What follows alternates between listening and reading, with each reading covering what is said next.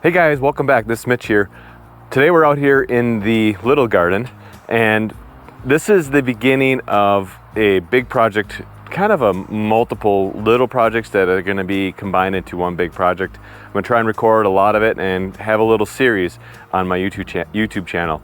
And today we're starting with this little garden, and as you can see here, we moved some of the fence around it, but this is just one aspect of that project. So what I want to do right now is kind of show you kind of our ideas, what we're thinking, and then as we get moving forward, I'll release some more videos on the different parts and pieces on this particular project. So I got the Coyote CK3510 SE behind me. That's going to be a big part of this project, or multiple projects that are going on here. And essentially, this little garden behind us was the first garden we built when we moved into this house about 12 years ago. We now have, you've probably seen in other videos, a big garden out in the wood yard. It's 40 by 40, fenced in nicely. And this one's just kind of gone away. It's been taken over by raspberries that we don't maintain. We have a couple rhubarb plants in it, some chives, and then just some flowers that we moved away from the house for temporary. But we're gonna move those flowers back into a little patio area we wanna build, and that's part of this project as well. So the first step was to pull the fence down so we can clean up these raspberries and get that little garden cleaned up. Another little project that I want to do that's kind of all part of this process is behind me is my yard light. That's an old 4x6. It's getting rotten on the bottom. It's time to be replaced. I have a tall, like telephone type pole that's been laying in the woods for a while. We'll move that. We'll put that new pole in and move the light actually over here a little bit by the generator shed. This area, kind of outside of our utility poles, our well, this deck stairs, we were gifted or given a hot tub that it's in good working condition, works fine. It came from my in-laws, and it was given to us, and we decided that the best spot to put this hot tub is going to be in this grassy area between the well and the stairs to the deck. So the goal is to pull out all of this lawn, probably about a 10 by 10 square, and then dig down and excavate, put in patio block and all the sub base and everything that's required for a proper patio install, for proper water drainage, essentially, etc.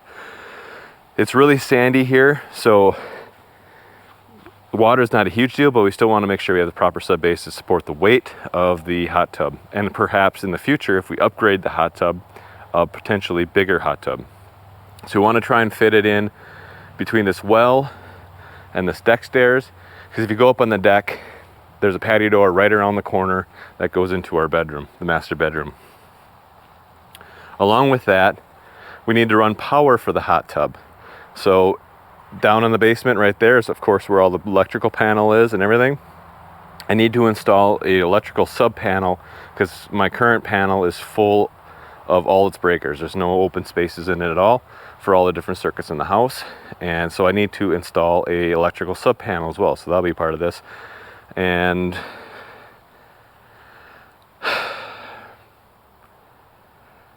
since we're putting in an electrical sub panel and we're doing all this excavation, and I also need to run a new electrical wire underground because I believe they're just using a regular house wire that's buried to go to that yard light, I want to run a new line in the ground for the new location of the yard light for the yard light. Along with that, our RV is sitting over yonder by the she shed, put it in quotes, she shed. It's more of a storage shed for all of our toys. It's over here. Ultimately, someday, we want to put or build some sort of a pole shed that will be tall enough to store the RV. This location is not a good spot for that. So as you can see, we have we have utilities coming in. There's a utility pole right there, and then it goes underground to right here. And if we want to pull in a pole shed, you got to deal with those utilities. There's a utility easement in through here, the utility easement right here, and I just don't want to have to deal with that. So ultimately, I'd like to have a spot that's close to the house for the RV to be stored in, that we don't have to move it when we're getting ready to go away for a weekend or anything like that, or a long trip.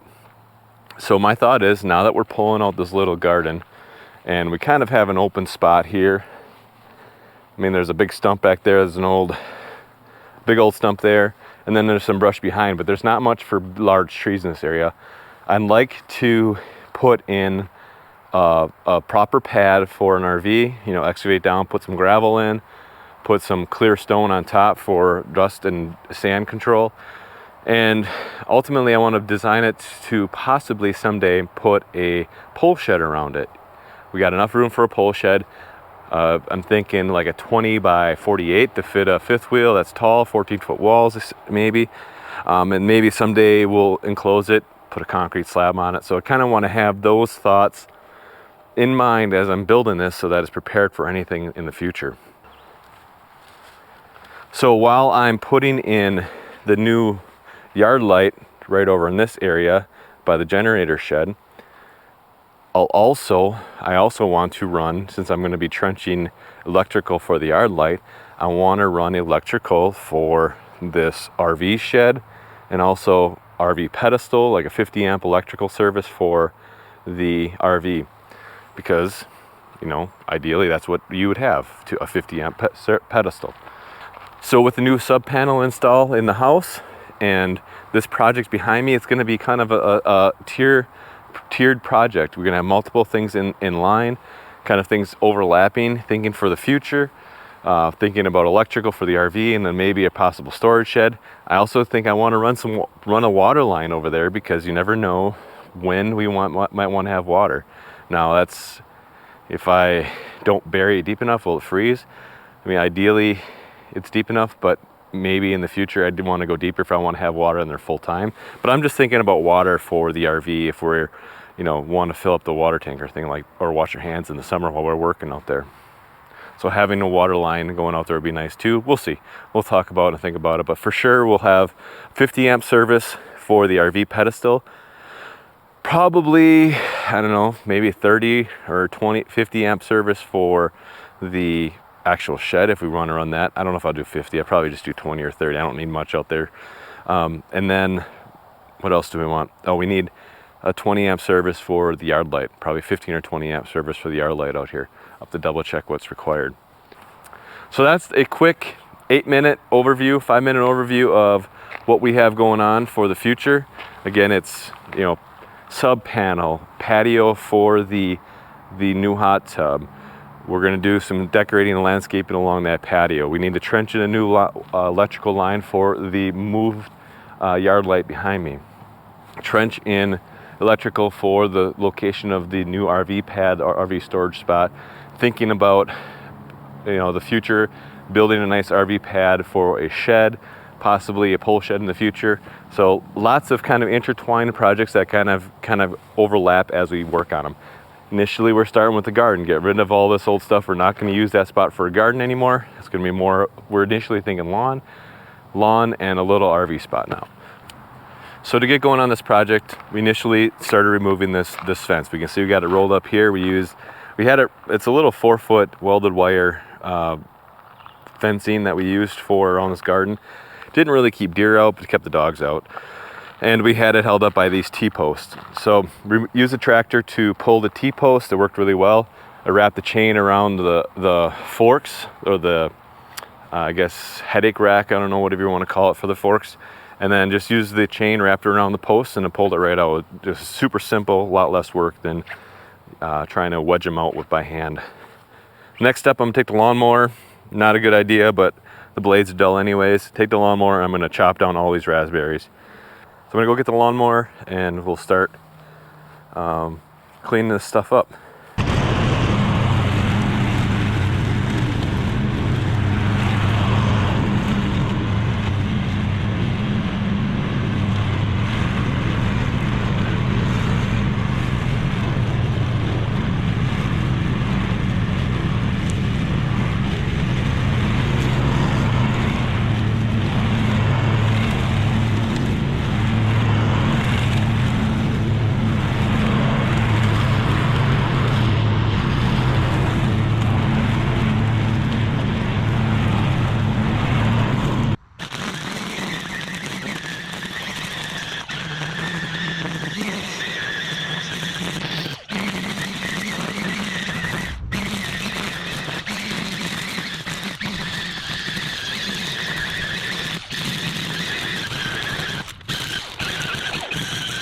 you guys haven't gotten your hands on just all the Milwaukee tools, I'm really happy with this. This was a great investment.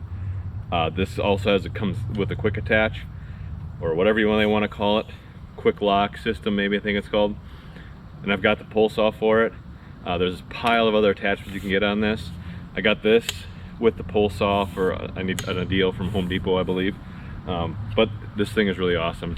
Don't need to deal with gas and sitting around. The old one I had, the old steel I had, could barely start. Took like 30 pulls to get it started. So this is instant on.